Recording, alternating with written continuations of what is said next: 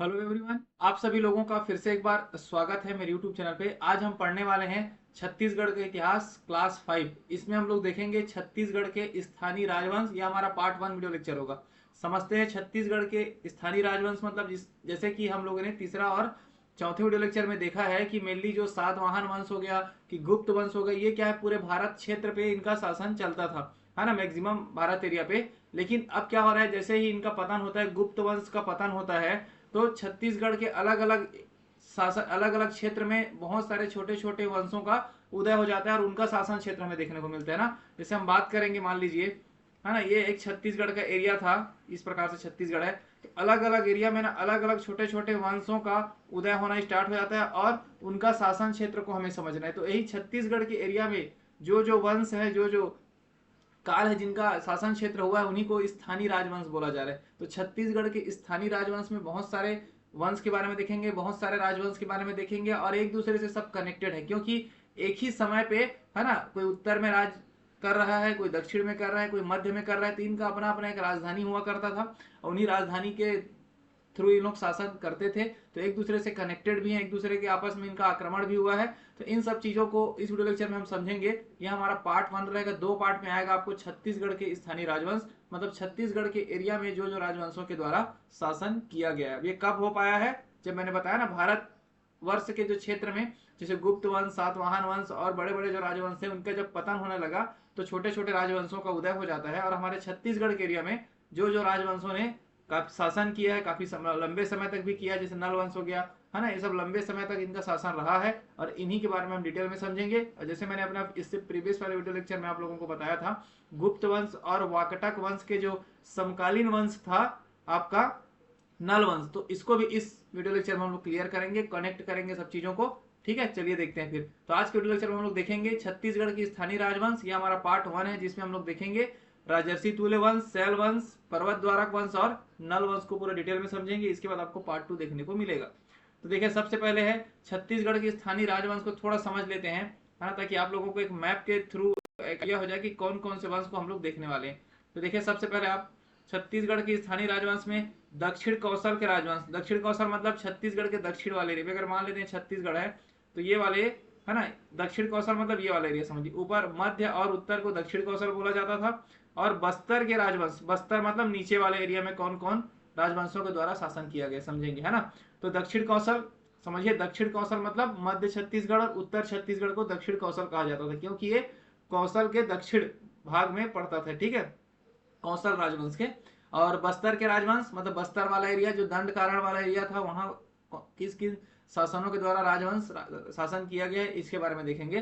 तो दक्षिण कौशल के राजवंश में आपको राजर्षि तुल्य वंश दिखेगा, सरफपुरी वंश दिखेगा, शैल वंश। देखिए, इनका शासन काल भी देखिए, 4वीं से 6वीं शताब्दी में राजर्षि तुल्य वंश, 5वीं 6वीं शताब्दी में आपको सरफपुरी वंश, शैल वंश 7वीं 8वीं शताब्दी में, सोमवंश या पांडु वंश जिसको बोलते हैं, इनके अलग अलग शाखाएं था, है ना। एक मैकल के सोमवंश 5वीं शताब्दी में आपको मैकल क्षेत्र पे दिखने को मिलेगा। दक्षिण कौशल के पांडुवंश 6वीं से 8वीं शताब्दी तक, और कलिंग के सोमवंश 9वीं 11वीं, और कांकेर के सोमवंश 12वीं शताब्दी तक। तो देखिए, सोमवंश को ही पांडुवंश भी कहा जाता है, याद रखेंगे, सोमवंश को ही पांडुवंश कहा जाता है। इनका एक अलग अलग 4-5 क्षेत्रों में इनका शासन चलता था, अलग अलग लोगों के द्वारा शासन किया जाता था। अब उसके बाद है दक्षिण कौशल में बाण वंश के बारे में पढ़ेंगे 9वीं शताब्दी में, फड़ी नाग वंश 11वीं से 14वीं शताब्दी में, है ना। वैसी सेम बस्तर के राजवंश मतलब जो दंड कारण्य वाले क्षेत्र में जिन जिन राजवंशों ने शासन किया है, अगर उसमें देखेंगे तो एक नल वंश है 4वीं से 12वीं शताब्दी, जिसको इस वीडियो लेक्चर में हम लोग कवर करेंगे। छिंदक नाग वंश 11वीं से 14वीं शताब्दी तक, और काकती वंश 14वीं से 20वीं शताब्दी तक। तो ये एक ओवरऑल मैप है, आप लोगों को पता होना चाहिए छत्तीसगढ़ के कौन कौन सी स्थानीय राजवंशों को हमें डिटेल में समझना है। ठीक है, तो सबसे पहले हम देखेंगे राजर्षि तुल्य वंश, है ना, देखेंगे राजर्षि तुल्य वंश। इनका इंपॉर्टेंट ये हो जाता है, यह छत्तीसगढ़ में शासन करने वाला प्रथम स्थानीय राजवंश था। इसका इंपॉर्टेंट यही हो जाता है, क्वेश्चन पूछा जाता है कि छत्तीसगढ़ के प्रथम स्थानीय राजवंश जो सबसे पहला इस क्षेत्र में शासन किया गया है, जिनके द्वारा स्थानीय राजवंश की बात कही जा रही है, तो आप याद रखेंगे राजर्षि तुल्य वंश या फिर सूर्यवंश भी इनको कहा जाता है। ठीक है, उसके बाद इनकी जानकारी कहाँ मिलेगी आपको, भीमसेन द्वितीय आरंग के आरंग ताम्र पत्र से। देखिए, यहाँ पर एक मिनट दिखा देता हूँ आप लोगों को। तो आरंग ताम्र पत्र पर हमें ये देखने को मिला है कि संस्थापकों के नाम लिखा है ना, उनके बारे में जानकारी मिला है, जिसके आधार पर हम बोलते हैं कि इसके संस्थापक, जो राजर्षि तुल्य वंश के संस्थापक कौन है, सूर या फिर सुरा बोला जाता है, जो राजर्षि तुल्य वंश के संस्थापक थे। उसके बाद उनका शासन होता है, उसके बाद दैत प्रथम के द्वारा शासन किया जाता है, फिर विभीषण के द्वारा, फिर भीमसेन प्रथम, फिर दैत वर्मा द्वितीय, और लास्ट में आपको भीमसेन द्वितीय। तो यही भीमसेन द्वितीय का जो है ना, जो यहाँ पे लिखा है देखिए, जानकारी जो है भीमसेन द्वितीय का आरंग ताम्र पत्र से मिलता है। मतलब जो आरंग का ताम्र पत्र है उसमें भीमसेन द्वितीय के कार्यकाल, द्वितीय के शासन क्षेत्र के बारे में बात किया गया है। साथ ही साथ इस वंश के पुराने राजवंशों, जितने हम लोगों ने नाम देखा है यहाँ पर, है ना, आपको सुरा, दैत, विभीषण, भीमसेन, दैत वर्मा, भीमसेन द्वितीय, इन सब के बारे में जानकारी हमें कहाँ से मिलता है, तो आरंग के ताम्र पत्ते इंपॉर्टेंट रहेगा आप लोग। राजर्षि तुल्य वंश, राजर्षि तुल्य वंश के बारे में जानकारी आपको आरंग ताम्र पत्र से मिलता है। तो याद रखेंगे क्यों मिलता है, देखेंगे अभी। देखिए संस्थापक कौन है, सूर या सुरा, इसीलिए सूरवंश बोला जाता है, अभी हम लोगों ने देखा। और राजधानी क्या था, देखो आरंग। अब समझ में आ गया आपको, इनकी राजधानी क्या थी, आरंग। आरंग कहाँ पर है, आप जानते हैं रायपुर में है, रायपुर डिस्ट्रिक्ट में आता है आरंग। तो इसीलिए आरंग में हमें ताम्र पत्र भी मिला है। और ये ताम्र पत्र में हमें देखने को मिलता है कि इनके बारे में, राजर्षि तुल्य वंश के पूरे डिटेल, उनके वंशों के बारे में जानकारी हमें मिलती है। तो आप याद रखेंगे राजर्षि तुल्य वंश के जो राजधानी क्या था, आरंग था। आरंग ताम्र पत्र से भीमसेन द्वितीय के से हमें पूरी जानकारी मिलती है। प्रथम स्थानीय राजवंश राजर्षि तुल्य वंश या फिर सूरवंश, ठीक है। संस्थापक मैंने बता दिया, सूरा या सूर बोला जाता है। शासनकाल 4वीं से 6वीं शताब्दी तक, इसको हम लोगों ने देखा है। समकालीन किसके समकालीन थे, इनके समकालीन थे सरबपुरी वंश और शैल वंश। देखिए इन दोनों को कवर करेंगे। इनके समकालीन मतलब जब ये आरंग के साइड शासन कर रहे थे ना, तो अलग अलग एरिया में छत्तीसगढ़ के उसी समय सरबपुरी वंश भी शासन कर रहा था, और उसी समय शैल वंश का भी शासन क्षेत्र रहा होगा। तो इन्हीं सब चीजों को देखेंगे अभी इस वीडियो लेक्चर में, ठीक है। तो याद रखेंगे समकालीन को भी, ताकि अब कनेक्टेड करने में ना आसानी होता है एक दूसरे वंशों को। अगर आप पता रहेगा आपको कि एक दूसरे के समय जब शासन हो रहा है अलग अलग एरिया में, तो उसको हम कनेक्ट कर पाएंगे, ठीक है। उपाधि इनके द्वारा राजयोगी की उपाधि धारण किया जाता था। इनके राजाओं के द्वारा राजयोगी की उपाधि धारण किया गया है, ऐसा हमें देखने को मिला है आरंग ताम्र पत्र से, ठीक है। राज मुद्रा में, इनके राज मुद्राओं में सिंह अंकित होते थे। देखिए क्या अंकित होते थे, सिंह अंकित होते थे। इस चीज को भी याद रखेंगे। वैसे सब इंपॉर्टेंट रहता नहीं है आपको, बट एक जनरली आपको आइडिया होना चाहिए। इस अभिलेख में भीमसेन द्वितीय द्वारा हरिस्वामी बप्पा स्वामी को दोंडा में स्थित भट्टपल्ली नामक गांव दान देने का उल्लेख मिलता है। किसमें, जो अभिलेख है आरंग के ताम्र पत्र में हमें ऐसा देखने को मिला है, उसमें बताया गया है कि भीमसेन द्वितीय के द्वारा हरिस्वामी और बप्पा स्वामी को दोंडा में स्थित भट्टपल्ली नामक गांव दान देने का उल्लेख मिलता है। तो ये सब नॉर्मल चीजें हैं, तो आपको याद होना चाहिए। प्रथम स्थानीय राजवंश, आरंग इनकी राजधानी थी, मतलब आरंग वाले एरिया में ये शासन करते थे। संस्थापक का नाम याद होना चाहिए, और कब इनका शासनकाल हुआ है, ये सब चीजें आपको याद, संस्थापक का नाम तो याद होना ही चाहिए, है ना। और इस वंश के शासकों ने स्वयं को महाराज भी कहा है, ये भी देख लीजिए। और उसके बाद आप याद रखेंगे इनके इनके है ना राजर्षि तुल्य वंश में कौन कौन संबंध है, जैसे कि सूर्य या सूरा संस्थापक है, दैत प्रथम मैंने बता दिया। इनका नाम आपको याद होना चाहिए, क्योंकि क्वेश्चन पूछा जाता है। मान लीजिए इसी में से 1 2 3 4 को दे दिया, पूछा जाएगा कि राजर्षि तुल्य वंश से कौन कौन संबंधित है, तो ए बी सी डी ऐसा करके अलग अलग स्टेटमेंट में क्वेश्चन आपको देखने को मिलता है। तो इसलिए आपको वंश का तो नाम याद रखना ही रखना है, ठीक है। अगला देख लेते हैं हम लोग। अब अगला आता है सरबपुरी वंश। अभी हम लोगों ने देखा राजर्षि तुल्य वंश के समकालीन, मतलब सेम टाइम में उनका भी शासन चल रहा था छत्तीसगढ़ में, सरबपुरी वंश का। अब इनका शासन कहां पर हो रहा था, देखिए इनका शासन आप देखेंगे, अभी जानकारी मिलेगी। देखिए राजधानी कहाँ थी इनका, सरबपुर। सरबपुर, अबे सरबपुर किस एरिया को कहा जाता है, अगर आप देखेंगे ना तो स्थिति के बारे में तभी मतभेद लिखा है। मतलब सरबपुर एग्जैक्ट हमें नहीं पता है कि कहाँ है ना, विद्वानों को मतभेद है, बट ऐसा माना जाता है कि सारंगगढ़ और उड़ीसा वाले एरिया में इनका शासन था, ठीक है। सरबपुर के एरिया हम कहा मान रहे हैं, सारंगगढ़ और उड़ीसा वाले एरिया में।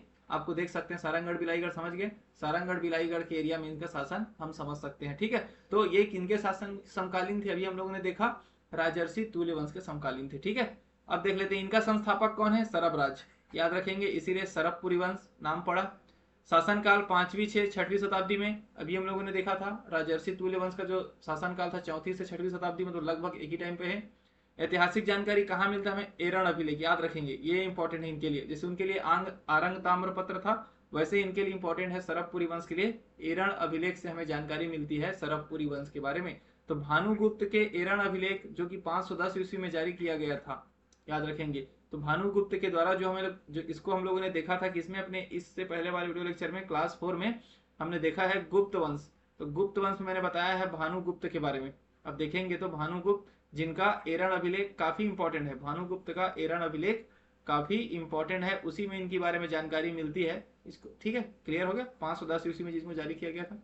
इस वंश का अन्य नाम अमार्य कुल भी रखे गए थे। अपने आप को इन लोग क्या बोलते थे?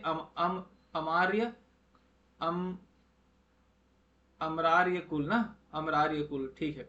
धर्म ये वैष्णव धर्म को मानते थे, मतलब विष्णु जी के उपासक थे। शैव धर्म मतलब शिव जी के उपासक थे, समझिए। तो वैष्णव धर्म को मानते थे। भाषा इनकी संस्कृत ऐसा पता चला है। राज चिन्ह में गज लक्ष्मी, ये इंपॉर्टेंट, इससे क्वेश्चन पूछा गया। सरबपुरी वंशों के द्वारा राज्य चिन्ह में गज लक्ष्मी जी की आपको देखने को मिलता था, लिखा है ना, जो उनके समस्त अधिकार पत्र व दान पत्रों के मुहर पर पाया जाता था। तो इनके सभी जो दान पत्र है, जो पत्र है ना, इन सब चीजों में मुहर में, है ना, सिक्के में किनका चिन्ह देखने को मिलता था? तो गज लक्ष्मी की। ये इंपॉर्टेंट है, सरबपुरी वंश से याद रखेंगे, है ना। अब देख लेते हैं इनके राजधानी इन्होंने कहाँ कहाँ रखा था, क्योंकि लंबा समय से शासन था। चौथवी से और 6वीं शताब्दी के बीच में इनका जब शासन हुआ है ना, तो शासक सरबराज ने इनकी राजधानी किनको रखा है? सरबपुर, जो मैं बताया सारंगगढ़ के आसपास के एरिया है। ठीक है। उसके बाद प्रसन्न मात्र जो इनके शासक थे, उनके द्वारा प्रसन्नपुर, जो अभी का क्या है? मल्हार है। अभी का क्या है? मल्हार। इससे भी क्वेश्चन पूछा जाता है कि सरबपुरी वंशों के द्वारा प्रसन्नपुर किसको कहा जाता था प्राचीन काल में? तो याद रखेंगे प्रसन्नपुर मल्हार को कहा जाता था। और इनके संस्थापक कौन थे? राजधानी बनाने वाले कौन थे इनको? प्रसन्न मात्र। डिटेल में समझेंगे अभी। प्रवर राज प्रथम के द्वारा सिरपुर को बनाया गया है। क्या चीज किया गया है? सिरपुर को अपना राजधानी बनाया गया है, तो इसको भी देखेंगे। ठीक है, तो ये 3 चीजें याद रखेंगे। इनकी 3 राजधानी थी। अब देखते हैं एक एक करके डिटेल में समझेंगे सभी राजाओं को। तो प्रमुख शासक में सबसे पहला है सरबराज। क्लियर। तो सरबराज कौन है? इस वंश के संस्थापक। तो सरबपुरी वंश को बनाने वाले, स्थापित करने वाले कौन थे? सरबराज। राजधानी सरबपुर, मैं बोला संबलपुर और सारंगगढ़ के आसपास, उड़ीसा और सारंगगढ़ के आसपास को ही सरबपुर कहा गया है, ऐसा माना गया। ठीक है। सरबराज प्रवर सेन प्रथम वाकटक नरेश का सामंत था। ये इंपॉर्टेंट चीज आगे देखिए। अभी मैंने इससे पहले वाले वीडियो लेक्चर 4 में मैंने वाकटक वंश के बारे में बताया है। तो आप वाकटक वंश को पढ़ेंगे ना, तो इसमें आप प्रवर सेन प्रथम देखेंगे। प्रवर सेन प्रथम के शासनकाल में चर्चा किया गया है कि इनके सामंत मतलब समझ लीजिए मंत्री, समझ लीजिए कि गवर्नर समझ लीजिए, कौन थे? यही सरबराज थे। कौन थे? सरबराज। तो वाकटक वंश के पतन के साथ ही, जब वाकटक वंश खत्म होने के कगार पे आ गया था, पतन हो रहा था, तो यही सरबराज जो है ना, वाकटक वंश को छोड़ करके अलग से क्या बना लिए? सरबपुरी वंश। सरबपुरी वंश आपको देखने को मिल रहा है वही। ठीक है। तो इंपॉर्टेंट हो जाता है कि सरबराज किनके सामंत थे? तो प्रवर सेन प्रथम, जो कि वाकटक वंश से संबंधित थे। ठीक है। डिटेल में समझेंगे जब पूरा आप वीडियोस को देखेंगे ना, जब पूरा क्लासेस आप कर लेंगे प्राचीन छत्तीसगढ़ के इतिहास का, तो आप सब एक दूसरे से कनेक्ट हो जाएगा और आप लोगों को कहानी के थ्रू ये चीजें और आसानी से समझ में आते जाएगा। दूसरा शासन था नरेंद्र। याद करें, है ना, याद रखना है आपको। सरबराज के बाद दूसरा होता है नरेंद्र। यह सरबराज का उत्तराधिकारी था। इसके बाद इसी का शासन था। उपाधि, ये परम भागवत की उपाधि है ना, रावण प्लेट में उल्लेखित है। किसकी उपाधि धारण किया था ये?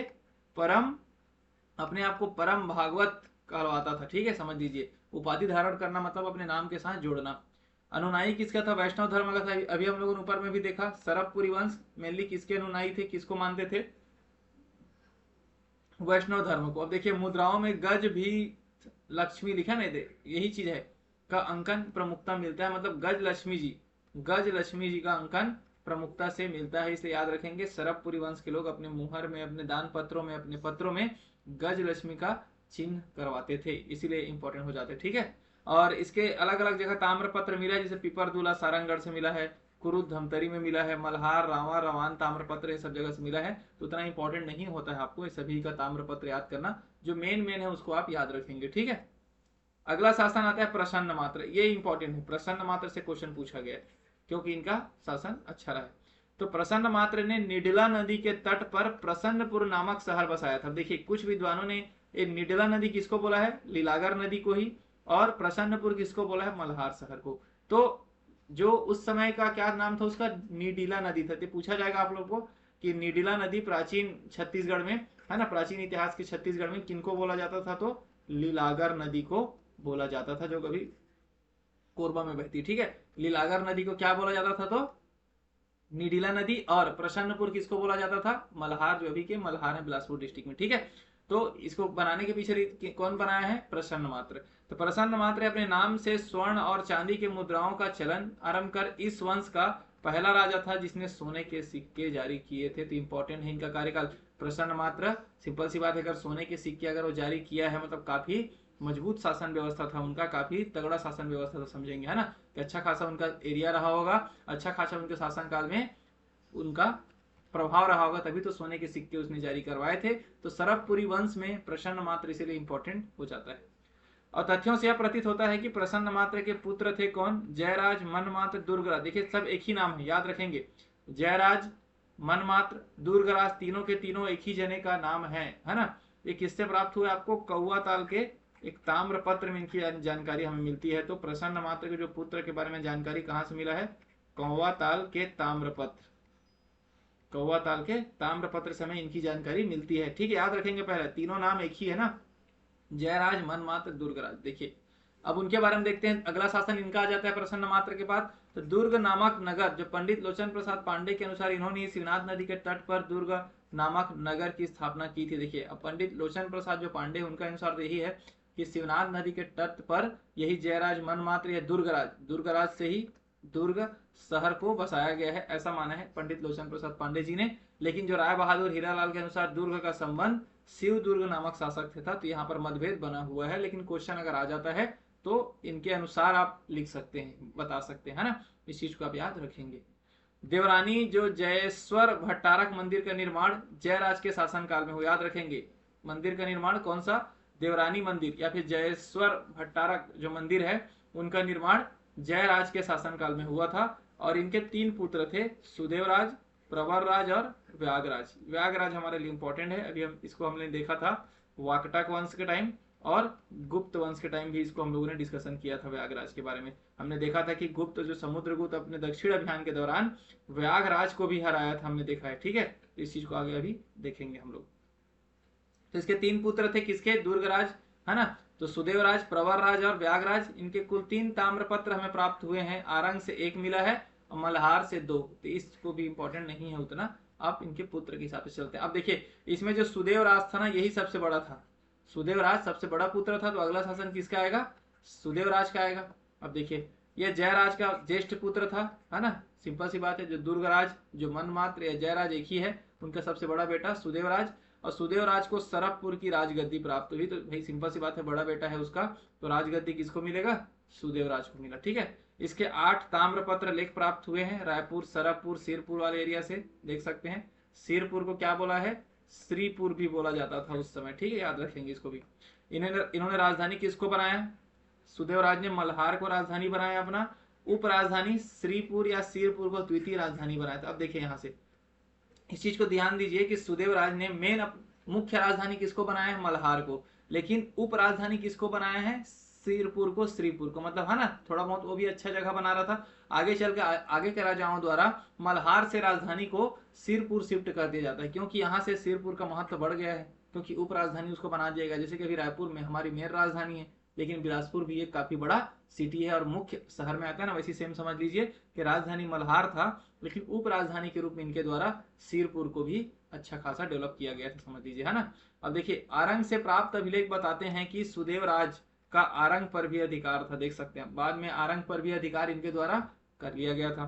तो इनके शासनकाल में भीमसेन द्वितीय द्वारा आक्रमण किया गया, याद रखेंगे, भीमसेन द्वितीय द्वारा आक्रमण किया, जिसे पराजित करने में प्रवरराज प्रथम ने महत्वपूर्ण भूमिका निभाई थी, ठीक है। तो भीमसेन द्वितीय के द्वारा यहाँ पर भीमसेन, है ना, भीमसेन द्वितीय कौन है, अगर आप देखेंगे तो अभी हम लोगों ने ऊपर में देखा, है ना। तो भीमसेन द्वितीय के द्वारा आक्रमण किया गया, जिसे पराजित प्रवरराज ने कर दिया। प्रवरराज, देखिए 1 मिनट, यहाँ पे देखिए शासन सुदेवराज का है, इसका भाई कौन है, प्रवरराज, ध्यान से देखेंगे, है ना। अगर आप ध्यान से देखोगे तो 3 भाई थे, देखिए यहाँ पे सुदेवराज, प्रवरराज और व्यागराज। तो ठीक है, शासन किनका चल रहा है, सुदेवराज। तो लेकिन हराने का काम जो भीमसेन द्वितीय का अगर आक्रमण हुआ इनके शासनकाल में, है ना, तो इसके भाई जो हैं प्रवरराज ने महत्वपूर्ण भूमिका निभाई थी, इसीलिए महासुदेवराज द्वारा प्रवरराज प्रथम को सिरपुर का गवर्नर नियुक्त कर दिया गया। अब समझ में आ गया आप लोगों को।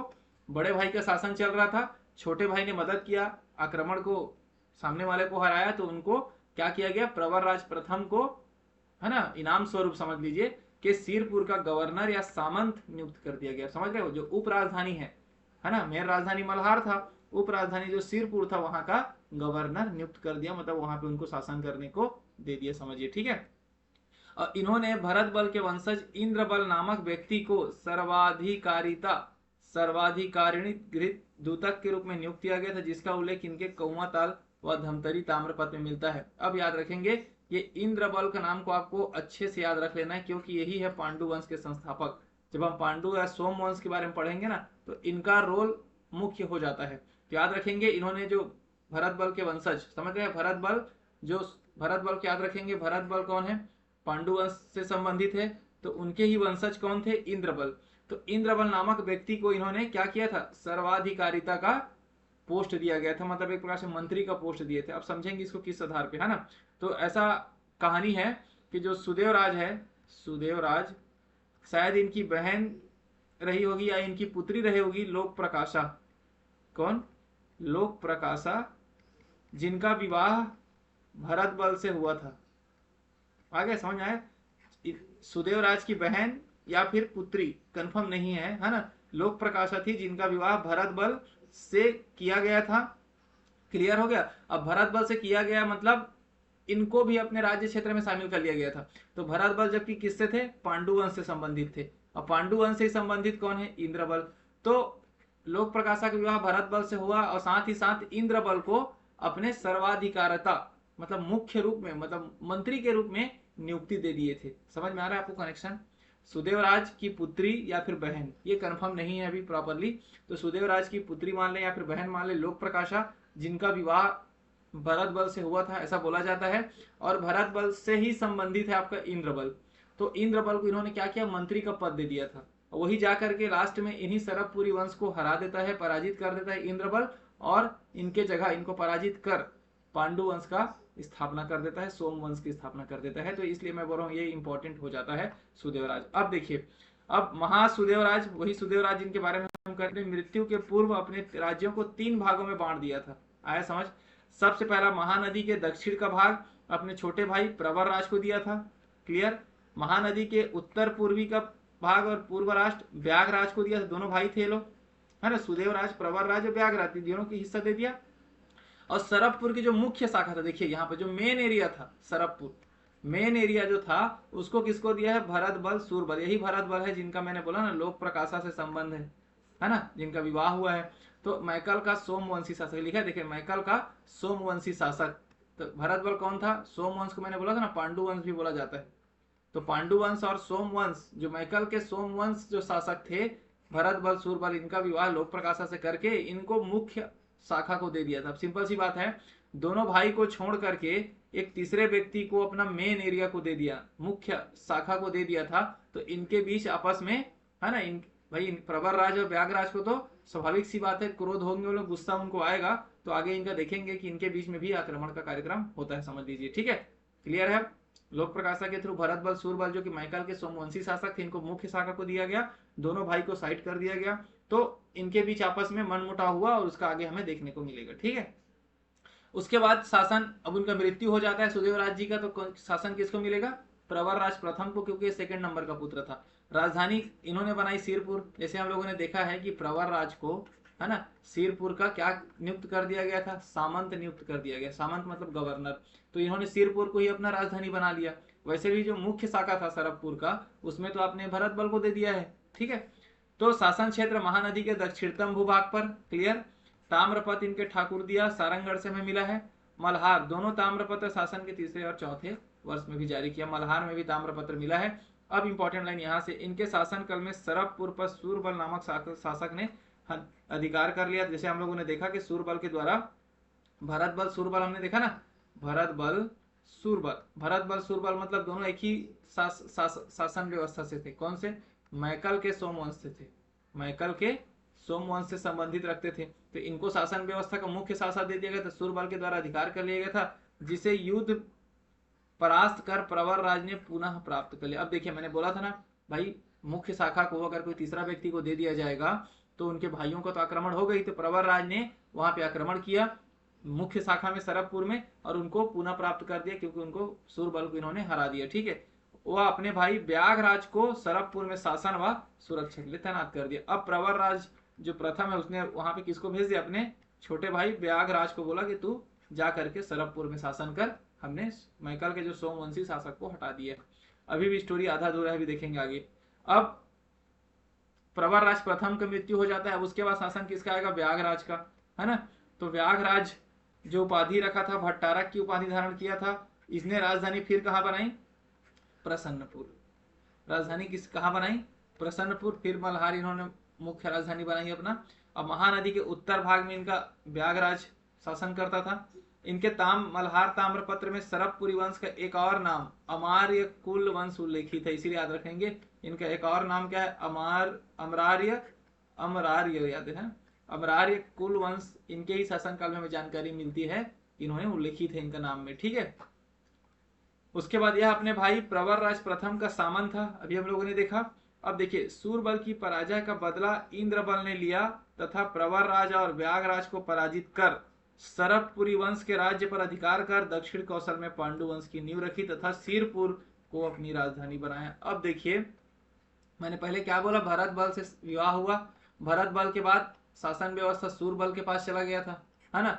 अब सूरबल को हरा दिया प्रवर राज प्रथम ने, प्रवर राज प्रथम ने हरा दिया, फिर अपने भाई को बैठा दिया मुख्य शाखा में। लेकिन अब प्रवर राज प्रथम और साथ ही साथ व्याघराज प्रथम दोनों को हरा करके किसका एंट्री होता है, इंद्रबल। यही इंद्रबल जो सुदेवराज का क्या था, सर्वाधिकारता करता था, मतलब ये समझ लीजिए कि इसके मंत्री का पद में था ये इंद्रबल, जो आपस में धोखा दे करके समझिए कि उन्हीं के प्रवर राज प्रथम और व्याघराज दोनों को हरा दिया, हरा करके पूरे इस एरिया में अब पांडु वंश का स्थापना कर देता है। यहीं से पांडु वंश का स्थापना स्टार्ट होता है। ठीक है, देखिए, दक्षिण कौशल में पांडु वंश की नींव रखी तथा सिरपुर को अपनी राजधानी बनाता है। अब उसके बाद फिर से शासन व्यवस्था थोड़ा दिन के लिए प्रवर राज द्वितीय के पास जाता है। रीजन क्या है कि प्रवर राज आखिर सरभपुरी वंश का मुख्य राजा कौन है, इन्हीं का वंशज होंगे ना, सरभपुरी वंश के ही वंशज होंगे। इंद्रबल तो क्या है, इंद्रबल तो अपना अलग है, वो तो दूसरे राजवंश से संबंधित था।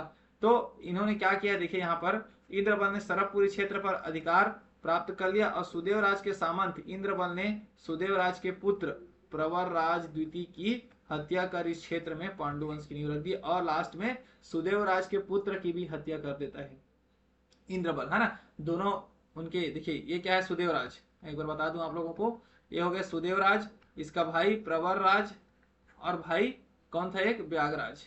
एक एक करके शासन के इन दोनों को पहले हराया इंद्रबल ने, फिर इसके बाद इसके पुत्र जो हुआ, सुदेवराज के पुत्र हुआ प्रवर राज द्वितीय, इनका नाम क्या था, प्रवर राज द्वितीय। इसको भी इसका मृत्यु करके पूरे इस वंश को खत्म कर दिया। खत्म करने के बाद यही इसका अंतिम सरभपुरी वंश का शासक था, प्रवर राज द्वितीय। इसके बाद आपको पांडु वंश का यहाँ पर स्थापना कर दिया, किनके द्वारा, इंद्रबल के द्वारा। इस स्टोरी को आप याद रखेंगे, आगे हम इसको कनेक्ट करेंगे नैनल वंश में। क्लियर हो गया, सरभपुरी वंश डिटेल में समझ लिया हम लोग। अब हम चलते हैं नेक्स्ट, पर्वत द्वारक वंश। शासनकाल 5वीं शताब्दी के आसपास पर्वत द्वारक वंश देखेंगे हम लोग। क्षेत्र कहाँ है, गरियाबंद वाले एरिया में। अब देखिए, छत्तीसगढ़ में अलग अलग एरिया में शासन चल रहा है, कोई आरंग में शासन कर रहा है, कोई सारंगगढ़ वाले एरिया में शासन कर रहा है, और गरियाबंद वाले एरिया में आपको देखने को मिलेगा क्या चीज, पर्वत द्वारक वंश, जो देवभोग वाले एरिया में शासन किया जा रहा था जिनके द्वारा। तो स्रोत क्या है, राजा तुष्टिकर का 13 सिंहा ताम्रपत्र, याद रखेंगे, ये सब हल्का हल्का इंपॉर्टेंट है। इसमें ये वाला इंपॉर्टेंट है, उपासक किनके थे, इस वंश के शासक स्तंभेश्वरी देवी के उपासक, याद रखेंगे, स्तंभेश्वरी, है ना, स्तंभेश्वरी देवी के उपासक थे। इंपॉर्टेंट लाइन है ये। शुरुआत पर्वत दान प्रथा की शुरुआत इन्होंने किया था। इनके द्वारा पर्वतों की दान, पर्वत दान की प्रथा शुरुआत की गई थी, इसी कारण इसका नाम पर्वत द्वारक वंश पड़ा है, याद रखेंगे। अब आपको 2-3 याद रखना है, इनके शासन में याद रखना है किनका किनका शासन रहा है। तो एक तो है कौस्तुम्भेश्वरी देवी, जो राजमाता थी, इनका शासन था। इनकी माता कौस्तुम्भेश्वरी के बीमार होने पर राजा सोमन राज बनता है, देखिए।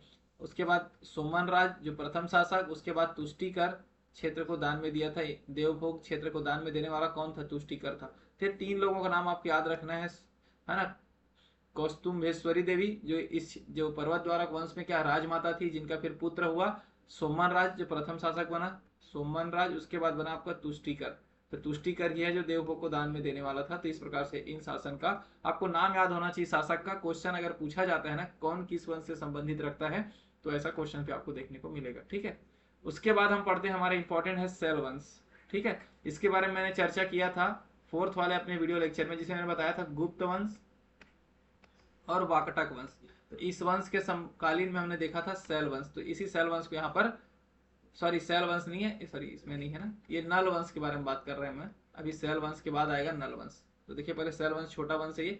इन्होंने सरबपुरी वंश के स्थान पर छत्तीसगढ़ के कुछ क्षेत्रों में शासन किया है।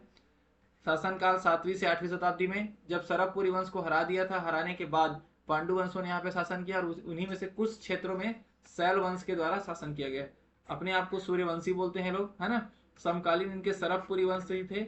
दुर्ग क्षेत्र में, क्षेत्र क्या है इनका, दुर्ग वाले एरिया में। देखिए दुर्ग वाले एरिया में सरबपुरी वंश के समकालीन ही था।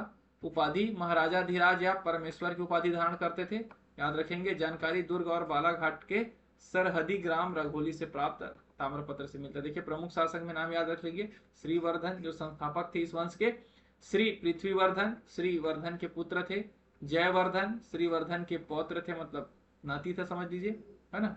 इन्होंने ही विंध्य प्रदेश को जीता था, इनका राघोली ताम्रपत्र प्राप्त हुआ है। उसके बाद श्रीवर्धन द्वितीय, जयवर्धन द्वितीय। ये श्री श्री श्री है, मतलब समझ जाना आप लोग, ये किनसे संबंधित है, शैल वंश से संबंधित है।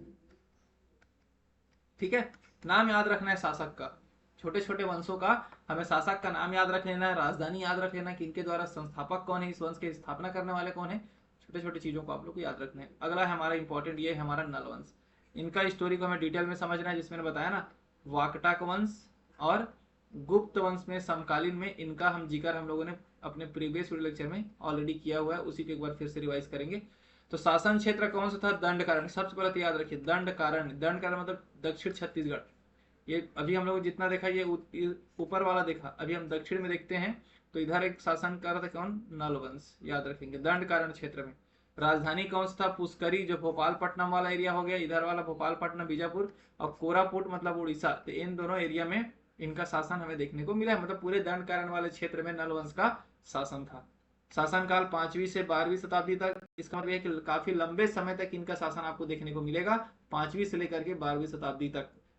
समकालीन वंश वाकटाक वंश इनके समकालीन थे, मैंने बता दिया हूं, और गुप्त वंश भी इनका समकालीन था। ठीक है, अब इंपॉर्टेंट ये हो जाता है कि कहां कहां से किनकी जानकारी मिली है, ये हमारे लिए इंपॉर्टेंट। देखिए सबसे पहले रिद्धिपुर ताम्रपत्र से हमें मिला है, जो कि अमरावती महाराष्ट्र में है ना, महाराष्ट्र। इसमें भवदत्त वर्मन के बारे में जानकारी मिला है। उसके बाद पोड़ागढ़ अभिलेख से जयपुर, जो कि उड़ीसा में है पोड़ागढ़। ठीक है, पोड़ागढ़ कहाँ है, उड़ीसा जयपुर वाले एरिया में। स्कंद वर्मन के बारे में जानकारी मिला है। केसरी बेड़ा ताम्रपत्र जो कि उड़ीसा है। अर्थपति भट्टारा के बारे में जानकारी मिला है। पणिया पाथर उड़ीसा में है, ये भी संभवतः भीमसेन का जानकारी यहाँ पर। राजिम शिलालेख, राजिम जो छत्तीसगढ़ है, इसमें विलास तुंग के बारे में जानकारी मिला है। हरिसेन की प्रयाग प्रशस्ति में भी वाकटाक नरेश गुप्त वंश वाले में। हरिसेन किनके थे, तो गुप्त साम्राज्य में ये कवि थे, है ना। चालुक्य शासक पुलकेशिन द्वितीय से संबंधित एहोल प्रशस्ति में भी, और पल्ला वंश के नंदीवर्धन से संबंधित उर्ध्वेंद्रम ताम्रपत्र में भी इन सब बारे में मतलब हमारे जो नल वंश के शासकों के बारे में जानकारी हमें मिलती है। ठीक है, देखते हैं थोड़ा स्पीड में। देखिए इस वंश के 3 शासकों द्वारा स्वर्ण मुद्रा जारी किया गया था, अर्थपति भट्टारक, भवदत्त वर्मन और वराहराज। तो इंपॉर्टेंट, इसको भी याद रखेंगे। इस वंश के जो 3 शासक मुख्य थे, जिनका स्वर्ण मुद्रा भी जारी हुआ है, स्वर्ण के सिक्के। ठीक है, अब हम चलते हैं एक करके देखते हैं प्रमुख शासक इनके नल वंश के, इनके इनसे संबंधित जो भी स्टोरी है, कहानी है, कनेक्ट करके उसको भी पढ़ने की कोशिश करते हैं। तो सबसे पहले संस्थापक इसका कौन था, शिशुक। याद रखेंगे नल वंश के संस्थापक शिशुक, जिसको आदि पुरुष भी बोला जाता था। नल वंश का संस्थापक व नल वंश का आदि पुरुष। ठीक है, अगला आता है व्याघराज। देखिए शासन का लगभग 350 ईस्वी के आसपास महाकांतर में व्याघराज के शासन का प्रमाण है। अब महाकांतर क्या है, तो प्राचीन छत्तीसगढ़ में महाकांतर किनको बोला गया है, दंडकारण्य वाले क्षेत्र को। किसको बोला गया, दंडकारण्य क्षेत्र को, मतलब बस्तर वाले एरिया को क्या बोला जाता था, महाकांतर। इसको हम लोगों ने गुप्त वंश में भी देखा है। गुप्त वंश में भी दक्षिण बस्तर को क्या बोला गया है, दक्षिण छत्तीसगढ़ को महाकांतर। ठीक है, तो शासनकाल 350 ईस्वी के आसपास महाकांतर में व्याघराज के शासन का प्रमाण है। और प्रयाग प्रशस्ति के अनुसार, जो ये हरिसेन के द्वारा लिखा गया है, प्रयाग प्रशस्ति के अनुसार समुद्रगुप्त ने अपने दक्षिण अभियान के दौरान महाकांतर के राजा व्यागराज को पराजित किया था। तो इसी व्यागराज को समुद्रगुप्त, जब गुप्त वंश से संबंधित जो समुद्रगुप्त जी हैं उनके द्वारा जब दक्षिण अभियान के दौरान इन्हीं व्यागराज को हराया गया था, और हराने के बाद फिर से उनको उनका शासन सौंप दिया गया था ना, अपने जो नीति था अनुग्रह नीति के तहत। ये देख सकते हैं, याद रखेंगे व्यागराज जिनको समुद्रगुप्त के द्वारा हराया गया था वो नल वंश से संबंधित है। ठीक, उसके बाद आता है वृषध्वज। NS राजगुरु व नवीन कुमार साहू के अनुसार वृषराज नल वंश का प्रथम राजा था, लेकिन ये उतना इंपॉर्टेंट नहीं है, याद रखेंगे वृषध्वज।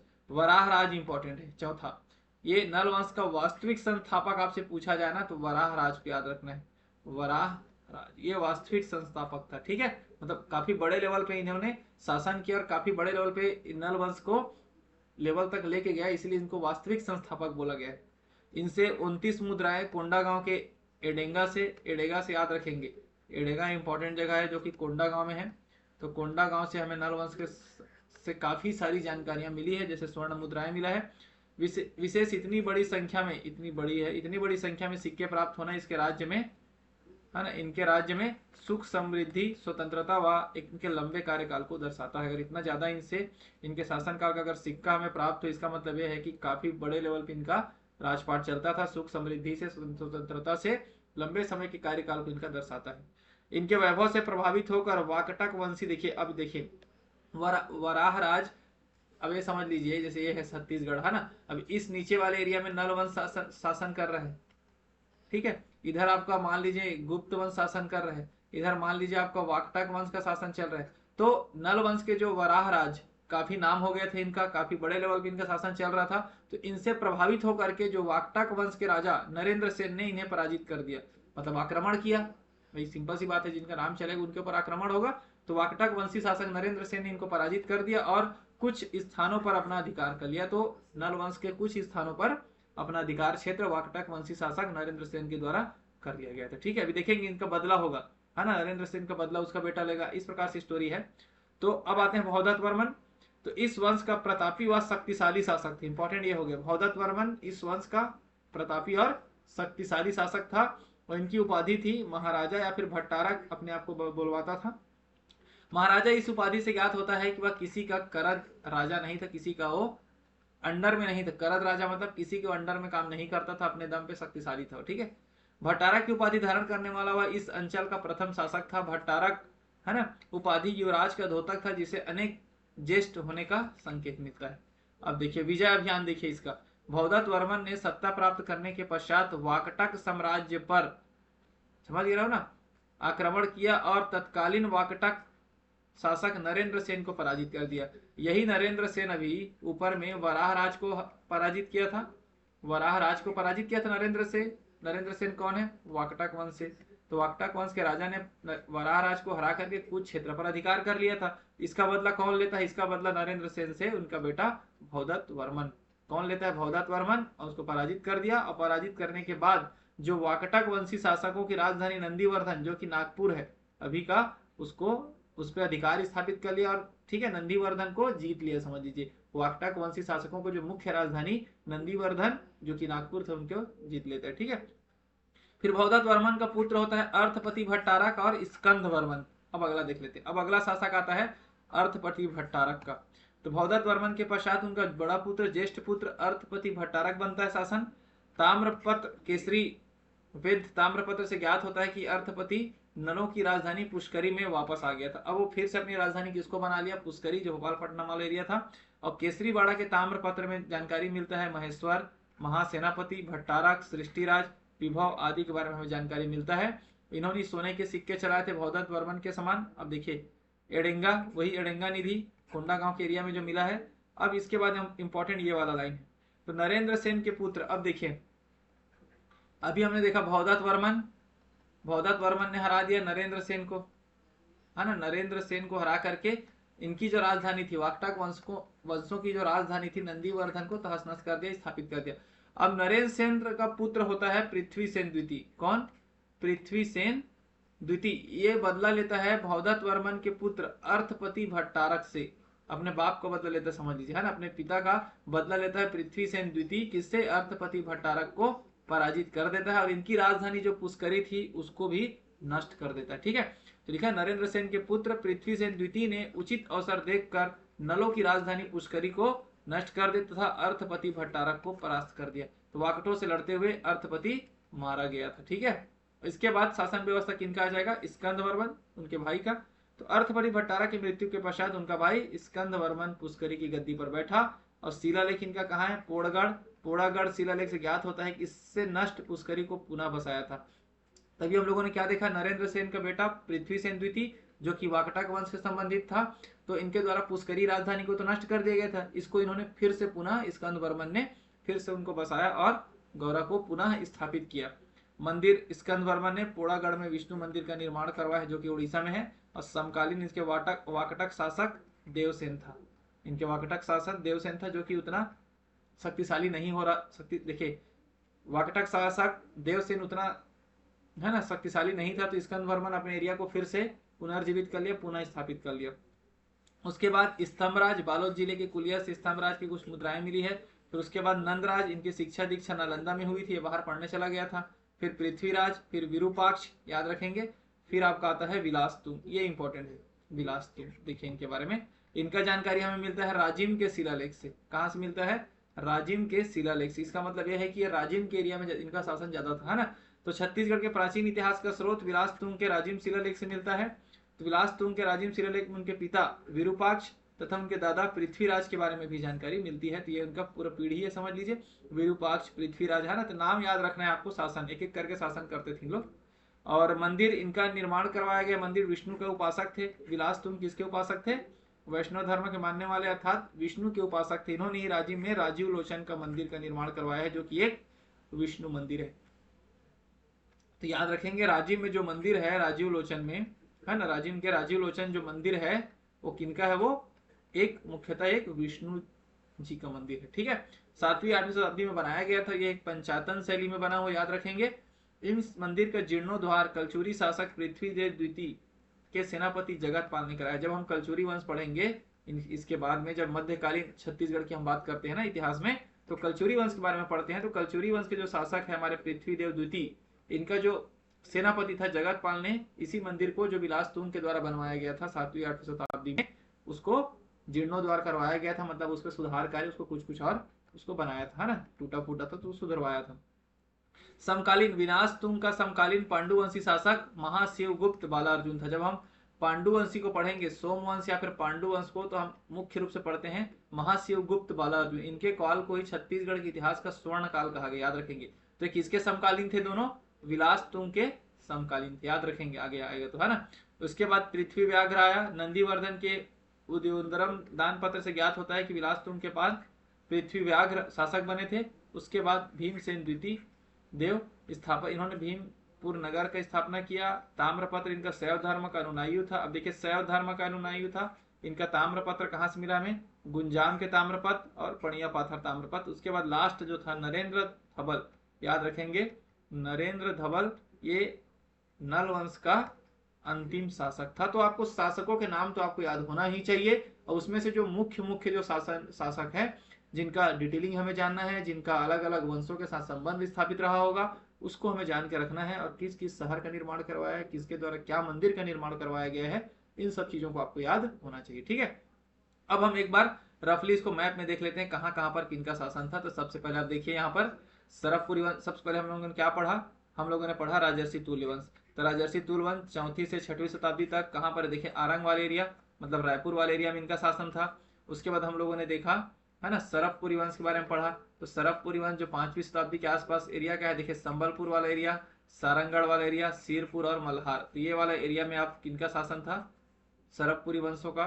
देवभोग देख लीजिए, गरियाबंद वाले एरिया, देवभोग वाले एरिया में पर्वत द्वारा वंश का शासन था 5वीं शताब्दी के आसपास। और उसके बाद आप देखिए शैल वंश। शैल वंश हमने देखा 7वीं से 8वीं शताब्दी के बीच दुर्ग वाले क्षेत्र में। और लास्ट में हम लोगों ने देखा नल वंश, जो काफी लंबे समय तक 4वीं से 12वीं शताब्दी तक जिनका शासन हुआ, पुष्करी और कोरापुट, मतलब इस वाले एरिया में इनका शासन हमें देखने को मिला, जो काफी लंबे समय से इनका शासन आपको देखने को मिला है। ठीक है, तो उम्मीद करता हूं इस वीडियो लेक्चर में आप लोगों को ये सब चीजों को समझ में आ गया होगा।